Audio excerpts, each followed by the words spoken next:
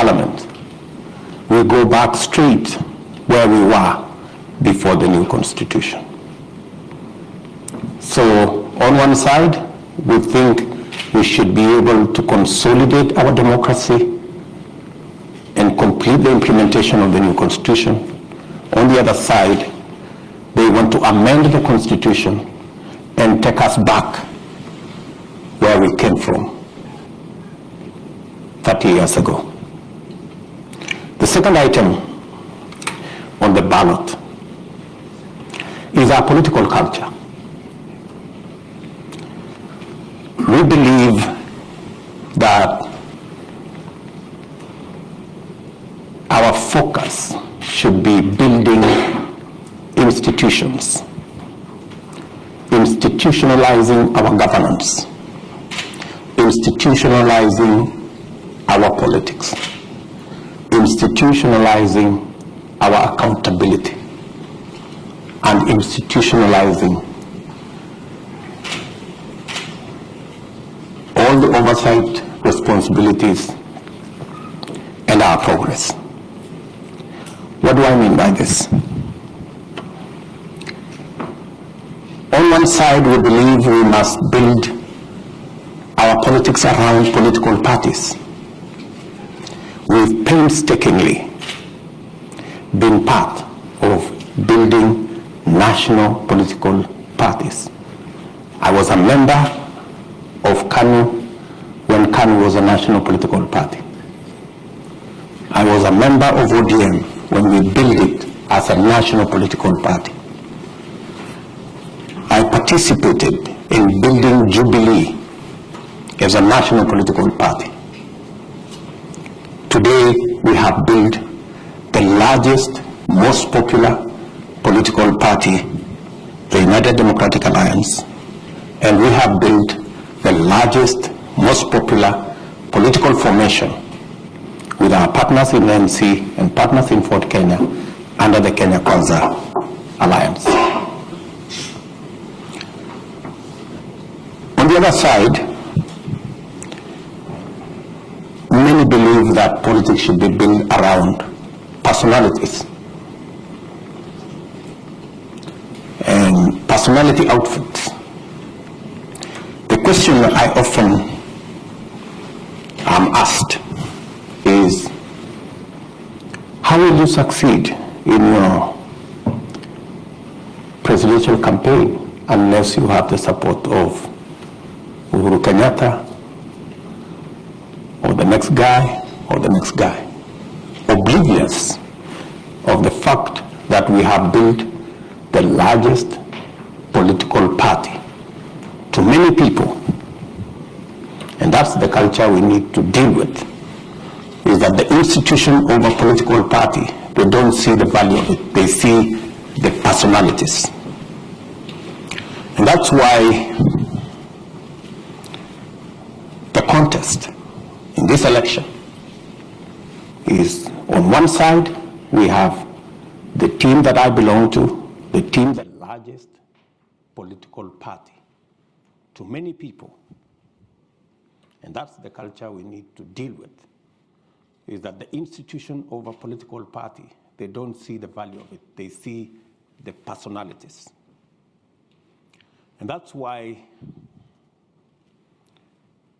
the contest in this election is, on one side, we have the team that I belong to, the team that I lead.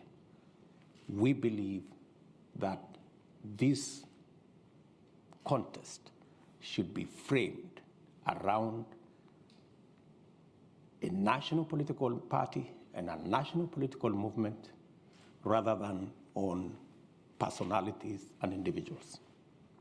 Number one, we believe that we should build our politics around an accountable executive and an accountable government with clear demarcations of the opposition and the government. Our competitors on the other side seem to have blurred lines between what is government and what is the opposition. the result which you see today in Kenya. There is no government and there is no opposition. Today in Kenya, you have a mongrel of a governance system. You don't know whether it is the government that is in the opposition or the opposition is the one that is in government. Today, the leader of the opposition is a project of the system and the deep state of government. And unfortunately, the leader of what is supposed to be the ruling party is actually a squatter, or is it a refugee in the opposition party. So we have quite a situation. And it's because of that that we believe we must not build our politics around individuals. We must build our politics around institutions. If we had built our even engagements around political parties, we wouldn't have ended in the situation that Kenya is in today, where we have opposition members chairing government committees. We have the leader of government being the foremost supporter of the leader of opposition.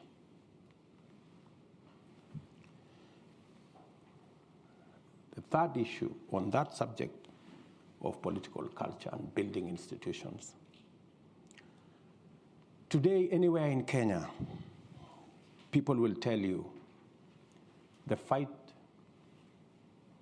apart from the oversight responsibility of the opposition over government being compromised because of the lack of institutionalization of our governance. Today, anybody in Kenya will tell you the fight against corruption is laced largely with political persuasion. If you have challenges of having stolen from the public, you only need to be a friend. You only need to profess that you support the handshake and you support the BBI, and you will have no consequences. It is our belief that accountability should be built and institutionalized. That's why we believe that the very first thing we must do in completing the implementation of the Constitution is to operationalize what the Constitution provides for, the judiciary fund, to give the judiciary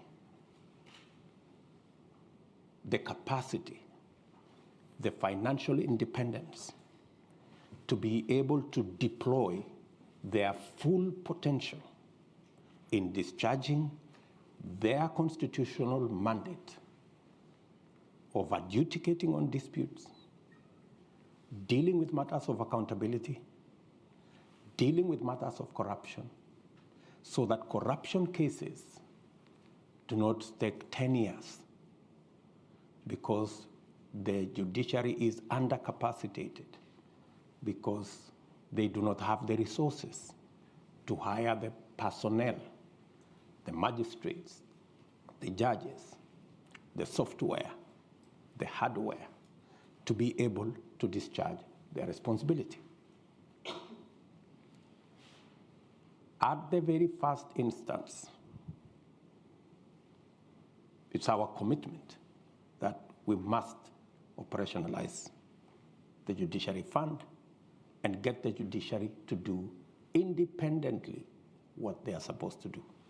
The second item is the entire criminal justice system, from the DCI to the Inspector General, and all the investigative authorities in between, must also be given what the Constitution says their financial independence.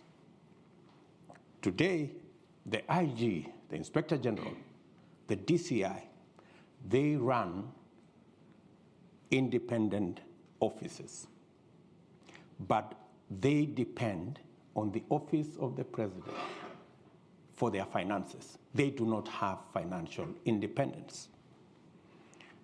There is a common saying, he who pays the piper calls the tune. So if somebody else is paying, that's how they decide who you go after and who you don't go after. That's how they decide. If you are on this side of the political divide, there are no resources to prosecute. And if you are on this other side of the divide, there are resources to prosecute. We believe the criminal justice system should be truly independent by not just having constitutional independence, but having financial independence to discharge their responsibility. Institutions, institutionalizing the fight against corruption, institutionalizing accountability, institutionalizing oversight. That way, we will be on the trajectory of getting Kenya where we want. So, what's on the ballot? Those of us who believe we should institutionalize our politics along political party lines, institutionalize accountability by having clear separation between the opposition and government, institutionalizing the fight or accountability by making sure that the judiciary is independent, the institution of the criminal justice system is independent, not just by constitution, but financial and operational independence as well, rather than build this around personalities who then become subjective and who then become biased, and we end up in the place we should not be. Finally, in the ballot, we have driven the economy right to the heart of this contest. And we are looking at democratizing the economy of Kenya. And that is why, with our partners in ANC and Ford Kenya, we have built an economic model around this election that gives us opportunity to expand and make sure that our economic model is inclusive. Make sure that the millions of our citizens who are today locked out of the economic cycle because they have no jobs, 4 million of our young people out of school, out of college, out of university, have no jobs, and it's not going to be business as usual. How are we going to do it differently? We're going to deliberately, and I could give examples later, deliberately invest in areas that are labor intensive, that create jobs, so that we can deal with the challenge of unemployment and create inclusivity. Number two, 80% of all our business is in the space of micro, small, and medium enterprise. We believe to create economic inclusion, this category, who suffer three challenges. They do not have legislation to protect their business. They have challenges in the environment in which they operate. And when I say in the environment in which they operate, even huge corporates in Kenya will tell you they have a wall of licenses, 10 licenses, 15 licenses that they have to suffer before they can get their business up and running. And finally, and this is especially for the micro and small enterprises, is the whole challenge of access to credit. It is really the elephant in that space. Let me give you an example. Because of the challenge of access to credit, we have a huge problem of predatory lenders. And because of predatory lenders, today, 15 million Kenyans are blacklisted on Credit Reference Bureau. 15 million Kenyans blacklisted is actually half our working population. That tells you there is a serious problem of access to credit. Many of these micro enterprises, research shows that many of them pay as high as 1,000% per year to access credit. Some 2,000%, while corporates access credit at 10%. The micro and small enterprises access credit all the way to 1,000%. It's reasonably. These are enterprises that end up making $1, $2, maybe $3 on a good day. And with just access to credit, reasonable credit, affordable credit, you can actually increase their income from $2, $3 to $6, $7. You can double their income just by making sure that we access credit. It's a challenge that we have, and it's a challenge we must deal with. Inclusivity again. And this is about the economy. And finally, we have to do something about the biggest sector that drives our economy. 25% of our GDP is contributed to by agriculture. 50% of our GDP, agriculture, plus all the linkages. So it's not possible to discuss the economy of our country without discussing agriculture. And agricultural transformation, right from interventions in seeds, interventions in fertilizer, interventions in market, interventions, getting rid of cartels, dealing with brokers, making sure that we have clear value chains. And if I give you an example, we are, for example, the largest producer of milk in the continent. We produce 5 billion liters of milk. But if you go to see our productivity, it's anywhere between 3 liters or 3 kilos and 4 kilos per cow. Same cow, same farmer, with a little bit of input on a different feed. You can actually take the same cow, same farmer, to 15 liters, 20 liters. You can triple, maybe quadruple their productivity.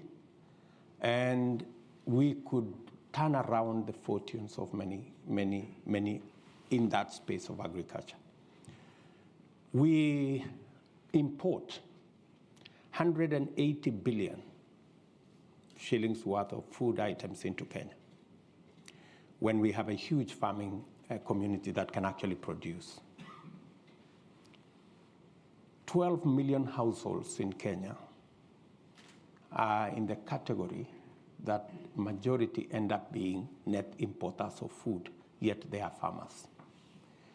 We need to build the capacity, increase the productivity of these people who are already in the farms so that they can produce enough for them to eat. And with enhanced productivity, they can begin to help us manage the 180 billion import bill by supplying some of it. So that's really the trajectory I would want us to look at. So we have pushed this whole economic discussion into the equation. Our friends on the other side, maybe they will explain to you what I have heard them talk about is the old stories, the things that haven't made a difference in Kenya. And so I consider that, as I conclude, I consider that the people of Kenya have a choice that cannot be clearer. And it will determine whether we go forward as a stable, progressive, democratic, constitutional country, or we regress to what we see part of the world going. Maybe we see what's going on in Ukraine, that people are beginning to roll back democracy, go back to more authoritarianism and that kind of thing. And the people of Kenya, in my opinion, their choices are very clear. They will choose wisely, and they will choose the next government that they know can deliver prosperity going into the future and overcome their challenges. Thank you very much.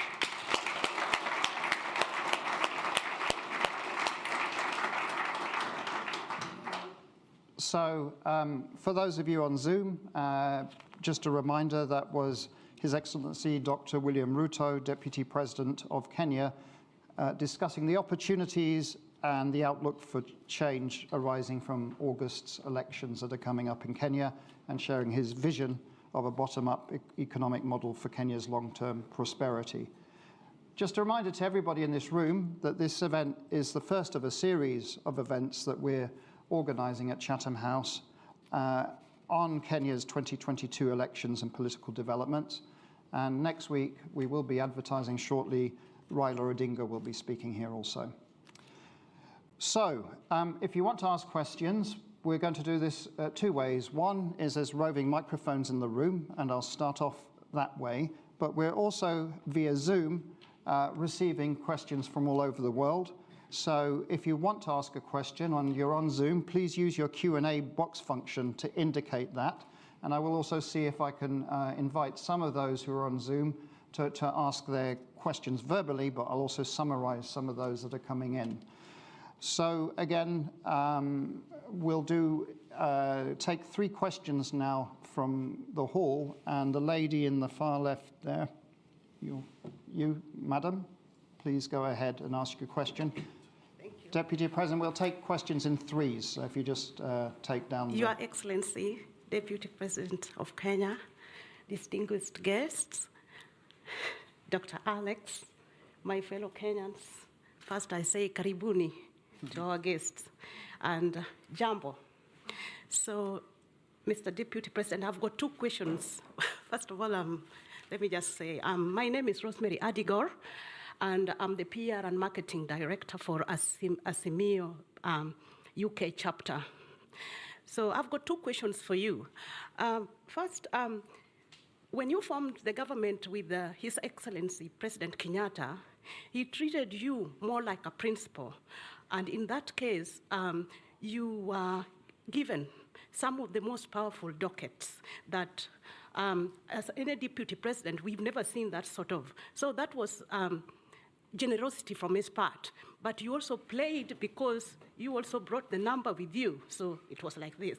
So what I want to ask is, what are you going to do different, having seen the level of corruption, unprecedented corruption that engulfed our country to an extent whereby people can't even afford to buy milk, people can't even afford to buy even just oil. And yet we have people who they are just rolling in lots of money. They can have a car from Monday to Sunday. And Kenyans are starving. Second question, please, because we've got lots and lots of questions, please. So I just ask you, what are you going to do different to Kenyans? Second question, should you not win the election, are you going to concede defeat and be an advocate for peace in our country? Because we know the story, and we are all eyes open. We are watching. So thank you. And lastly, I just No, two. The lady in the middle here, please. Ahmed, yeah, we'll go for 3 plus 2. Excellency, Deputy President, thank you for sharing with us your convictions. I am Nashwat Megwar, Head of Political Practice at Concerto Global Public Affairs. I have 2 questions. The first one is a more political one. As we all know, on 9 August, there are many risks for a fair election. So on which tools do you rely to ensure a fair, transparent and inclusive election, and how can the international community support you this way? The second question is more economic. How can the international investors plug to your bottom-up platform vision to create employment and value in Kenya? And how can they become, as you say, true hustlers for Kenya? Thank you very much. And there was one gentleman there, you, sir. Yeah. One question, please, because I want to try and get a diverse number of questions. Ladies and gentlemen, distinguished guest, His Excellency, my name is Lashan Lethbridge, and my question for you today actually is just, well, the one. Kenya's shared prosperity in the region of East Africa can only happen if Kenya protects its borders, and I'd actually like to hear your thoughts on the internal security of Kenya and its armed forces, and what your thoughts are to have a prosperous Kenya and a safe Kenya. Right. Thank you very much. Yes, I have been deputy president for 9 years.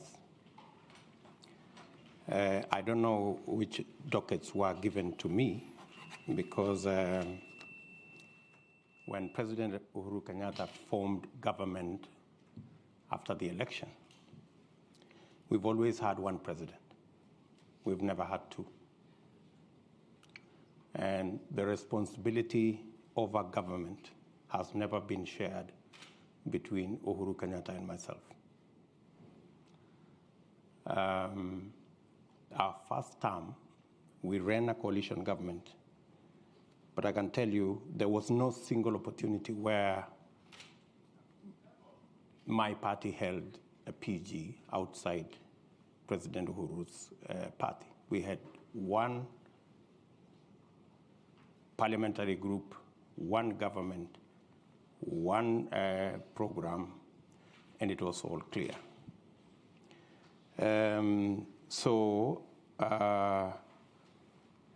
There were no dockets that were given to me.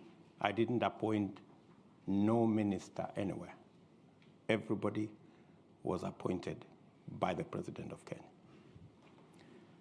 And the difference, maybe you could ask, is between our first term and our second term. In our first term, granted, I played my role as deputy president. The president assigned me many responsibilities, which I discharged with distinction from where I sit. And that is why, in our first term, we rolled out our plan to build the standard gauge railway. We have built 700 kilometers. I was part and parcel of the entire delivery plan. We set out to build 10,000 kilometers of tarmac road in Kenya. By June this year, in 3 months or so, we will have actually done 11,000 kilometers. I sat long hours with officials in government to design how that was going to happen. Same case to our TVET program. Same case to all the other programs that we delivered on our first term. And to demonstrate our success, we were re-elected in our second term with twice the margin we had been elected in 2013, clearly demonstrating that the people of Kenya were happy with our delivery. Unfortunately, in our second term, because of the political dynamics that came into play, the president told me that he wanted to do things differently. And he didn't want what had become normal in Kenya, that this was Uhuru. He wanted a Uhuru. And I had a discussion, a candid discussion with him. And when he told me that's what he wanted, and he wanted to run this government because he wanted his legacy alone as the fourth president of the Republic of Kenya, I was not fussy about it, because he decided that whatever I did in the first term to to coordinate the government programs, work on assignments that would consolidate our plan. He decided that he wanted somebody else to do it. And I didn't complain. So executive order number 1 came into force, establishing a different arrangement in government. And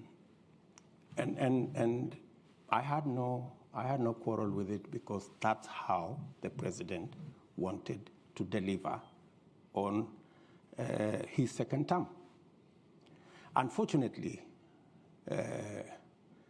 the people who the president maybe gave that responsibility failed him, because the whole Big Four plan fell apart. The housing plan never took off. The universal health coverage never took off. The whole space on agricultural transformation faltered, and we didn't see any of that plan.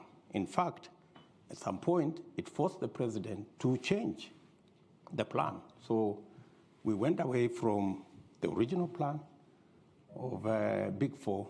We ended up with another plan called BBI, changing the constitution, working on all the rest of it, which unfortunately again went up in smoke because it was purely unconstitutional. So how do I do things differently?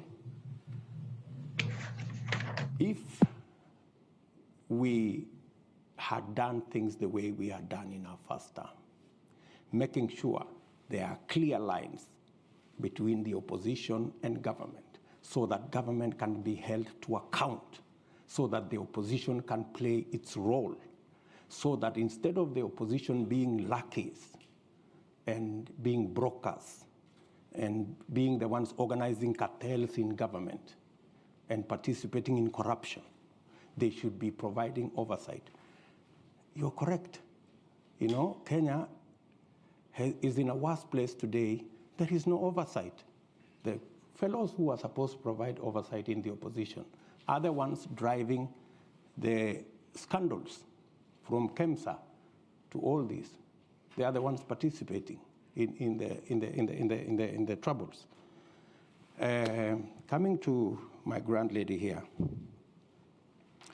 Yes, there are people who are skeptical about whether we will have free, fair elections, and especially peaceful elections. The point of elections being violent for the last 3 elections has largely been the refusal by participants of the election to accept the outcome of the election. That has been the point of departure. I can say with a lot of confidence that the last 2 elections did not have tribal anglings. We largely ran 2 formations, one in NASA, one in Jubilee, that largely represented the face of Kenya on both sides. The only challenge that came is when our competitors refused to accept the outcome of the election, organized demonstrations, swore themselves in, did all manner of things, and drove the country into violence. The undertaking I give as a candidate, and I have done it publicly, is that William Ruto will accept the outcome of the election whichever way it goes.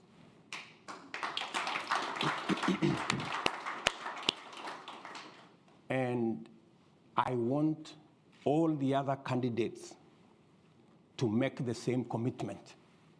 They have not made the same commitment. They are dodgy about whether they will accept the outcome of this election. In fact, many on that side, it's in the public domain, have said they will rig the election. right? Many on that side have said to those who care, even if William Ruto wins this election, Uhuru Kenyatta will not hand over power to him. They've said that in public, right? So what we need is those of us as Kenyan leaders, the Kenyan public, and our friends in the international community to speak to all the candidates so that they can commit in public unequivocally that they will accept the outcome of this election. And I say so, especially the notorious ones who have never accepted the outcome of any election until they commit that if they lose this election, which is most likely going to be the case, that they will accept the outcome of the election. That way, we can guarantee peace after the election by making sure that all the participants do what I have done publicly.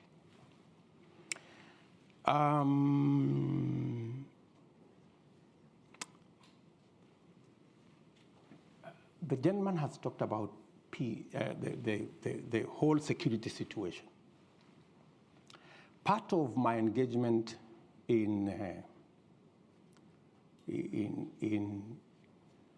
let me reframe it first. Addressing ourselves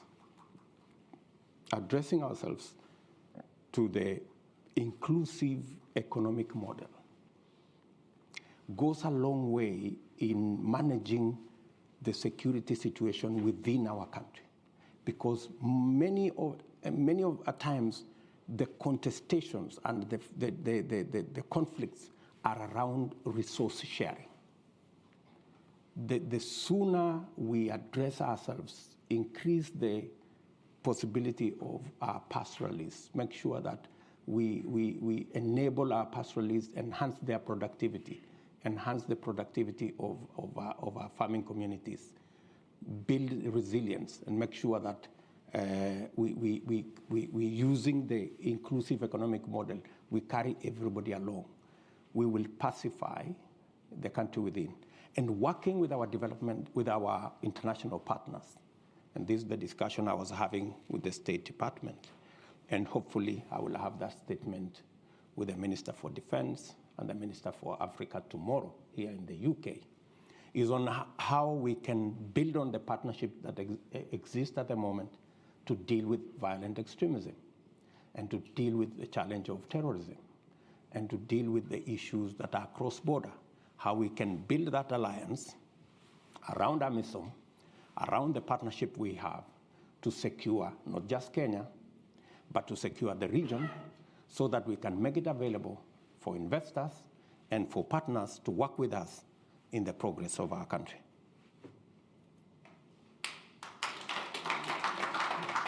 So I'm going to take some of the questions coming in from the continent and beyond. So be patient, please. We've got way too many questions here to deal with in the short time we have, but I will also overrun 10 minutes today, and I will overrun next week by 10 minutes also, so we have equity. So first of all, we've got Mutone Mwajere from Nairobi. If we can, if you'd like to ask your question live, please go ahead. Mutone.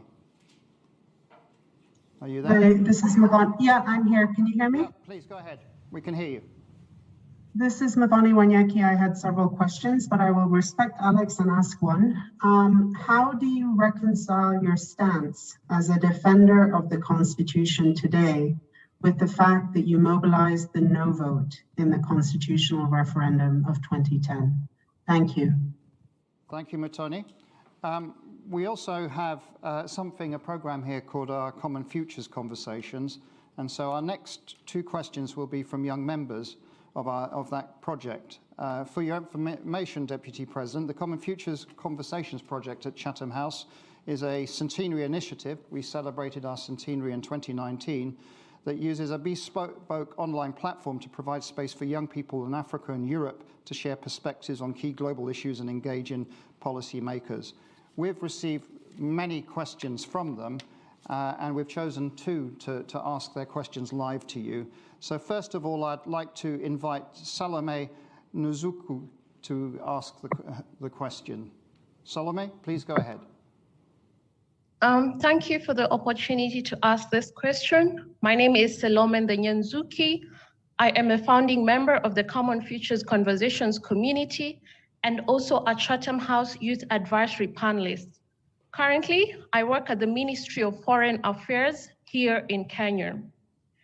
Excellency Deputy President, how will you tackle violence against women, safeguard women's rights, and promote gender equality if elected as the 5th President of Kenya?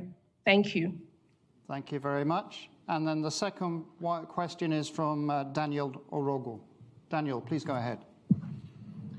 Hello, my name is Daniel Orogo. I am from Nairobi, Kenya. I am a member of the Chatham House Future Conversation program, and I am a panelist in the political governance. Your Excellency, the Deputy President, President Kenyatta has admitted severally in different platforms that there is nothing he can do to fight corruption. In fact, he has, in one occasion, thrown up his hands on air and says that there is nothing I can do. What do you want me to do? So as part of the presidency that you have been part of, I am interested to hear how you have seen in your campaigns that you do not really articulate about corruption. And I've heard your presentation about the fund, about institutionalization, but I admit that it is coming until late that you too have been dodgy about your agenda about fighting corruption. Is it by default? And if so, what is your pragmatic agenda in tackling corruption under your presidency if you will be elected? Thank you so much. Thank you, Daniel. And the final question is from Uredo Makoji, which is one about tourism, I believe. Uredo, please go ahead. No? No, Uredo? Okay. Maybe you answer those questions. Okay. Maybe let me start with Wanyeki. Let me tell Wanyeki, I am a Democrat. And when you are a Democrat, when you participate in a contest and you lose or win, you must accept the outcome of that contest. We went to a referendum. Yes, I mobilized the no vote because I had misgivings about sections, not the whole Constitution, sections of that Constitution. But when the people of Kenya decided that this is the Constitution they want to have, as a Democrat, I had to accept that this now is our document. And I have every right to defend the current Constitution because it is the Constitution of the Republic of Kenya. And I am a Kenyan. It is a paradox that William Ruto, who had misgivings about sections of the Constitution, today is the defender of the Constitution against the people who pushed for the adoption of the Constitution, who today have become the biggest enemies of the same Constitution. They want to mutilate the same Constitution. And it has to take William Ruto to defend the Constitution of Kenya. Isn't it an irony? I think the people on the other side have more questions to answer than I do. Salome. I quite agree with Salome that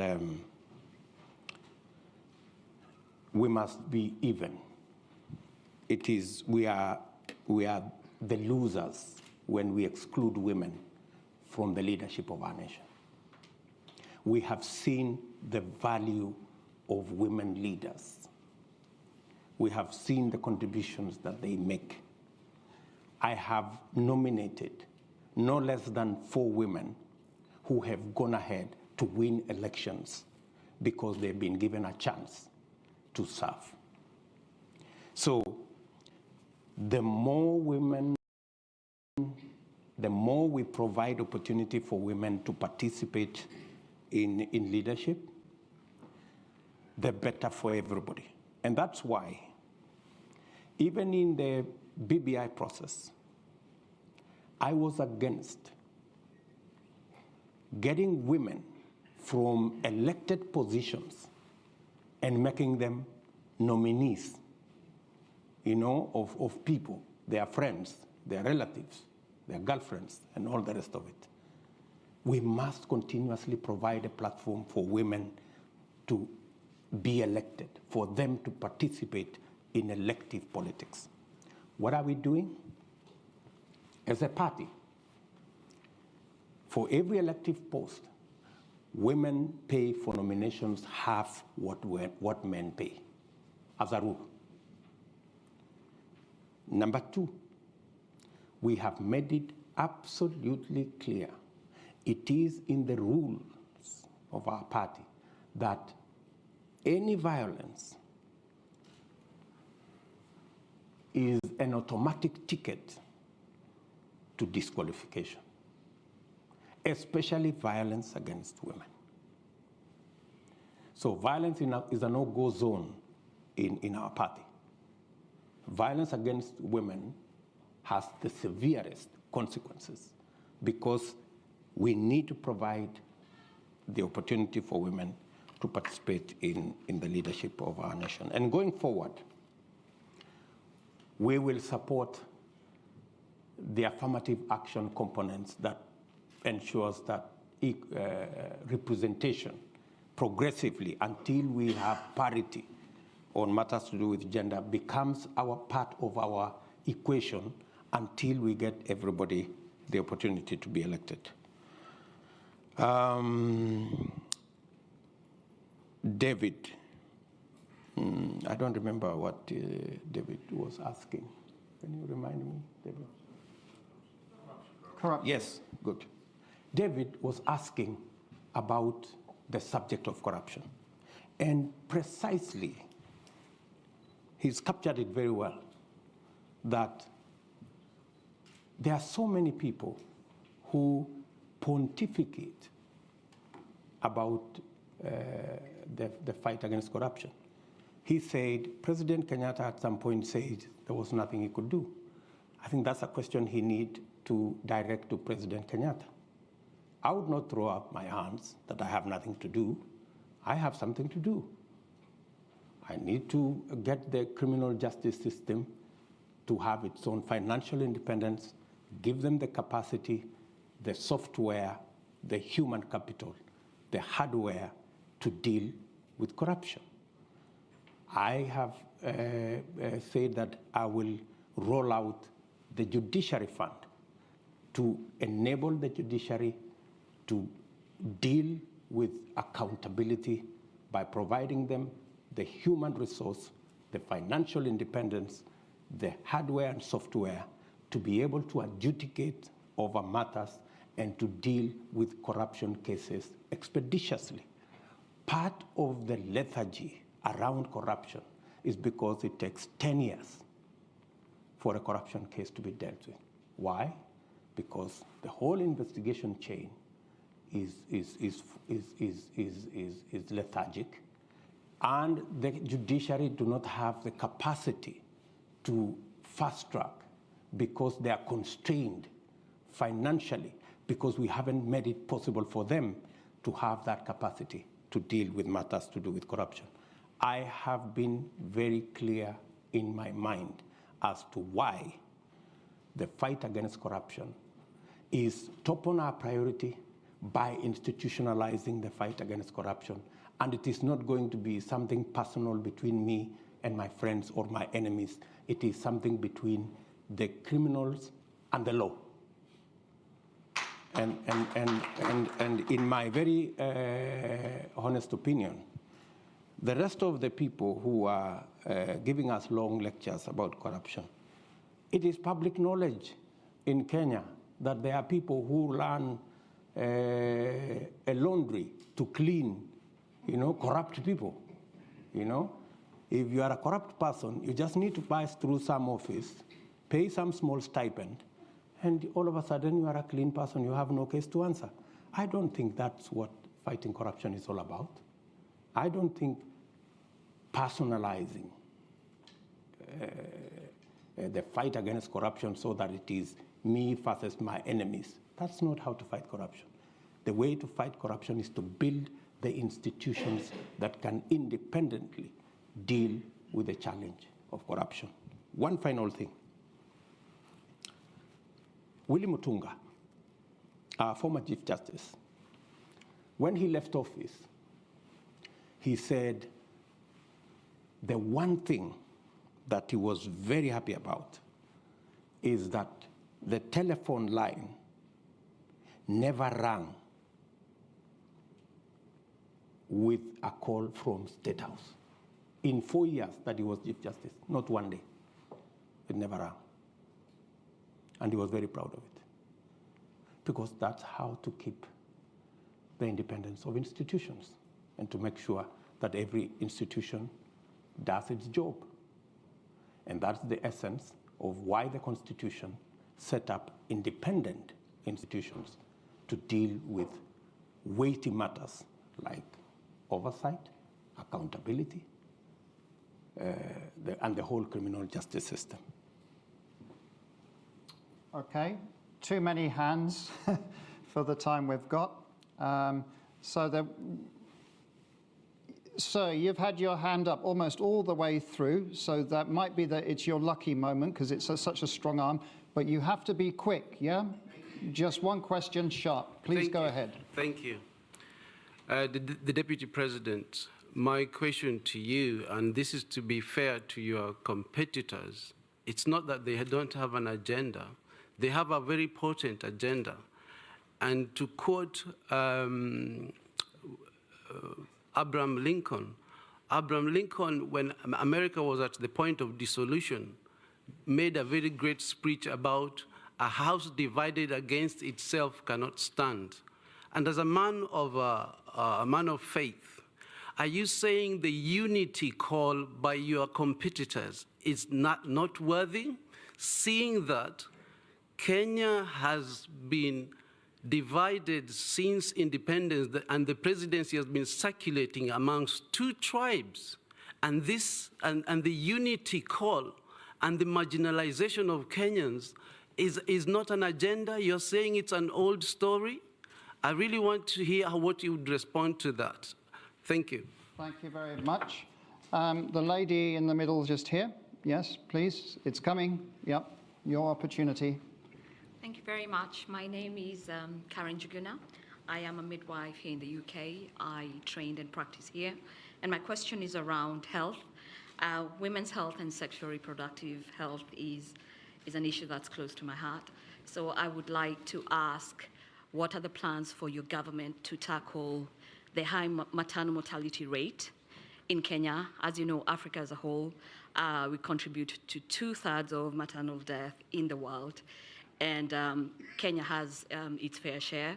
And also to ask what your opinion is in terms of legalizing abortion, which is one of the highest contributors of maternal mortality, and how we can evolve these conversations that are very emotive and also very driven by our faith. But as a profession, putting my professional hat on, I think that we need to have this discussion. Women need to have choice, and also look at ways in how we can prevent women from dying from preventable causes. I know there's a lot of work that has been done by the Beyond Zero campaign, and it would be interesting to see how you can, what are your plans in terms of building on that and ensuring that no woman should die from preventable causes in childbirth. Thank you very much. And then the last question, and here's the gentleman there with the blue checkered top. Yeah, you, sir. Good afternoon. My name's Joseph Muchibi. Ladies and gentlemen, Your Excellency, welcome to London. First question. One question, please. We've got no more time than that. One. Okay. Painstakingly has been a dominant word that you've used in explaining your role in political parties. Again, painstakingly, you formed the UDA. Political parties, ideally, are supposed to be the forum upon which public participation is effected for real politics to make sense. I feel for you, and I really feel let down because of how Jubilee tumbled. Because I had a lot of hope, expectation that Kenya was going to have a binary political competition point where ideas were going to be about Jubilee and NASA. That down the drain, back to the tribal fiefdoms that are being created. Now the question is, you are on record as having formed or led the United Republican Party, URP. You stand on that podium and acclaim yourself a Democrat. So there is the Republican and the Democrat you. So now, Republican basically comes from republic, we the people. Democrat is about majority, minority having their say, having their way. Very clear definitions. I like to be very clear with how I define my questions and how I frame my issues.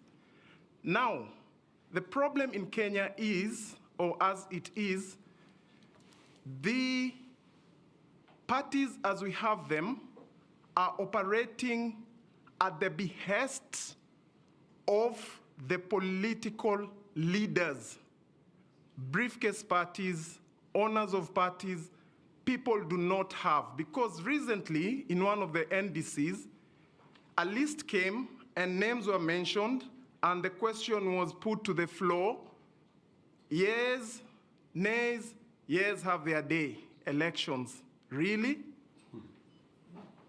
So now what commitment do we have from you that the party you're forming, the UDA, will be about elections and not people serving at your behest? Then, Mr. Your Excellency. Sorry. That's enough. We don't have any more time. No way. Yeah, okay. Deputy President, I've just got a few cluster of questions here, which I'm just going to summarize. Why don't I answer these ones first, and then you okay, and then we'll have that. So go ahead, okay. And then we'll do one final round. We can meet later. My good brother, I didn't get his name at the back, says, am I dismissing the calls of unity? By no means, no, I'm not dismissing the calls of unity. I just want a bit of honesty and decency around those calls. When we went and we were told that we were having the handshake and it was about the unity of the country, it later turned out that it was a conspiracy. It wasn't genuine. You know, what happened? There was no unity. There was no building bridge. There was nothing. What happened? The handshake destroyed Jubilee, the ruling party. The handshake destroyed NASA, the opposition coalition. The handshake destroyed our Big Four plan. We couldn't implement it. The handshake destroyed government as we knew it. There was no government, there was no opposition. We ended up in a conundrum that nobody knew who was in the opposition. So as we call for unity, Is it the unity of the leaders or is it the unity of the people? It is way different, because there is a push by our competitors that the unity they understand is that if you have 3, 4, 5 leaders from their communities deciding to work together, that is unity, and every Kenyan should be satisfied with it. We hold a different view. We believe that the unity of the nation will be built around getting everybody included, the inclusion, the political inclusion. That's why we are building a national political movement. That's why we are building a national political party. That's why we and our competitors and our friends, we are building a national political formation. Economic inclusion. It's not that when a leader has occupied an office, he has occupied an office on behalf of his community. No. It is the economic inclusion that will create the unity of the nation. And to speak to you directly,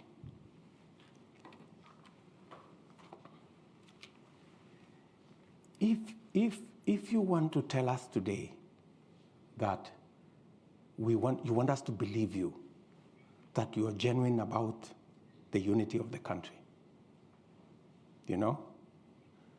And you have just come from your commitment. You said, this is my commitment, this is my word as a leader. You've walked away from it. In fact, I consider the so-called unity, you know, people running away from their commitments, people running away from what they have committed to other leaders. And if you can lie, if you can cheat, if you can betray a fellow leader, what will you do to the people of Kenya? Huh? So, I mean, really, we have to be honest about this thing, you know, and that's we must speak candidly as Kenyans to these issues. Let's not gloss over big words, or, you know, unity of the country, second liberation, Mandela moment. No, I mean, this is all nonsense. I'm sorry.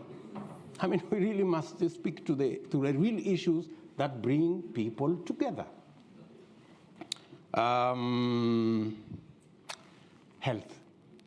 Health is a very big issue. In fact, it's just that he squeezed time out of me.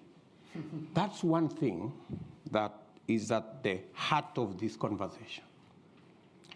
We had a whole program on universal health. Unfortunately, we couldn't deal with it because we ended up chasing the BBI stories and the rest of it. So, what is our plan? We managed this year, in fact, three months ago, we managed to pass the changes to the law to make it possible for us to re-engineer the whole health space and make it possible for us to get to universal health coverage that carries with it your concerns on how women access health and how the citizens of Kenya access health. We now have the law that will give us a graduated contribution mechanism where people earning 6 figures like myself can pay more, and the people down the pyramid can pay less.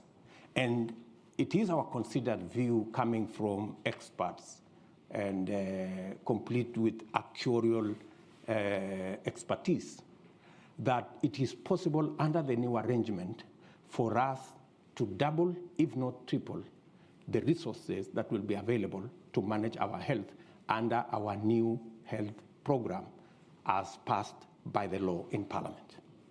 That way, we can be able to deliver health in a much more predictable, quality health in a better way.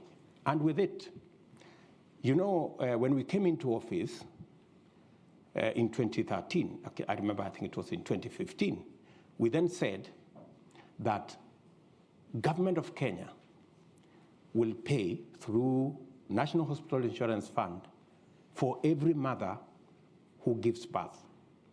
Many women avoided going to hospital because they could not afford, but we made it possible that every child must be born with health professionals in place. And that's why significantly we have reduced maternal deaths. With our universal health coverage properly rearranged, that will scale up those interventions. On matters to do with abortion, the law is very clear in Kenya until it is changed that if the health or the well-being or the survival of the mother is in jeopardy, doctors are legally given the permission to save the life of the mother.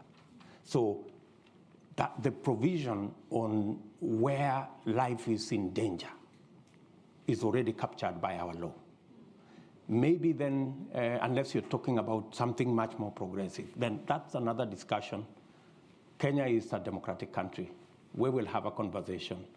And when we get to that place where we make that decision, then we will implement it in whatever fashion that the law will provide at that point in time.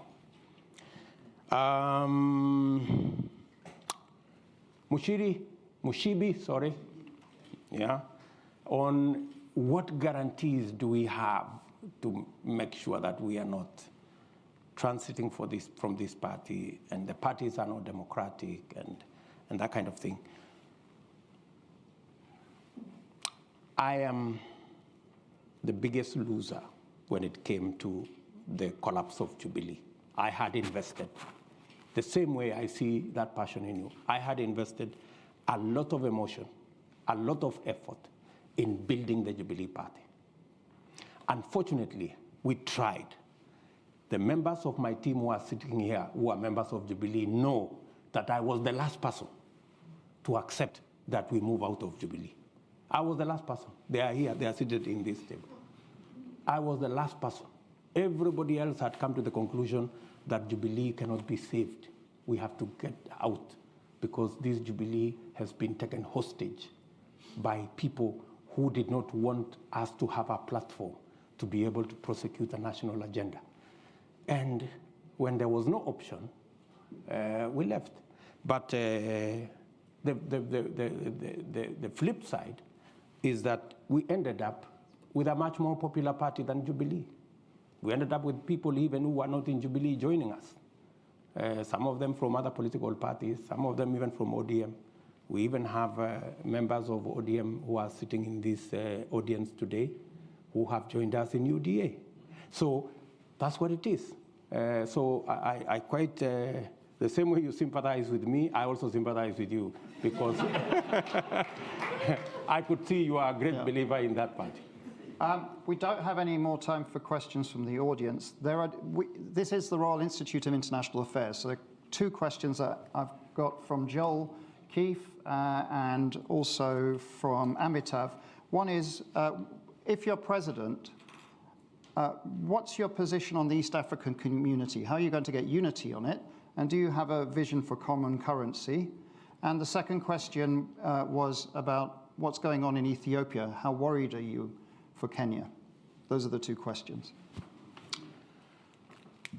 I have participated as Deputy President on many fora discussing what we need to do about East Africa community. We've moved it when we came into office. We've moved it several steps. In fact, today, I think the intra-trade in East Africa is about either 18 or close to 20%, making it the most progressive trading bloc in the African continent. We have provided the leadership for that to happen, eliminated barriers, requirements for people can now cross borders in East Africa using IDs.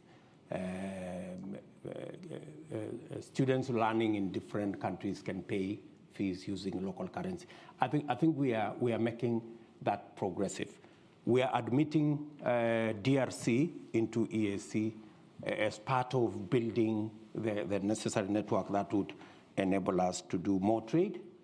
And I believe that EAC presents an opportunity for not just Kenya, but for the international community to work in the East Africa arrangement and access opportunities from any of the countries into the East African region.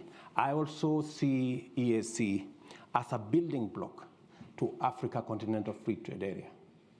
That space is very important because it gives us in the continent latitude to access and to persuade investors from the rest of the world that we have a mechanism that they don't have to do multiple things in every country, that operating from one country, you can have access to the entire African market. As to the issues going on in Ethiopia, I believe from a Kenyan perspective that we must work with Ethiopia towards a peaceful resolution of what's going on in Tigray. Ethiopia is so important to Kenya because if anything were to happen to Ethiopia, it would put a lot of pressure to Kenya because then we become the only country stable that can then, anchor that whole region. So Ethiopia is important to us. We have gone out of our way as a country to provide the mechanism for there to be a discussion, a dialogue, and possible a resolution of the issues in Ethiopia, so that together with Ethiopia, Kenya can begin to see how we can stabilize Somalia, complete the elections in Somalia, and make it possible for them to establish a government that we can work with so that we can form the structures of government.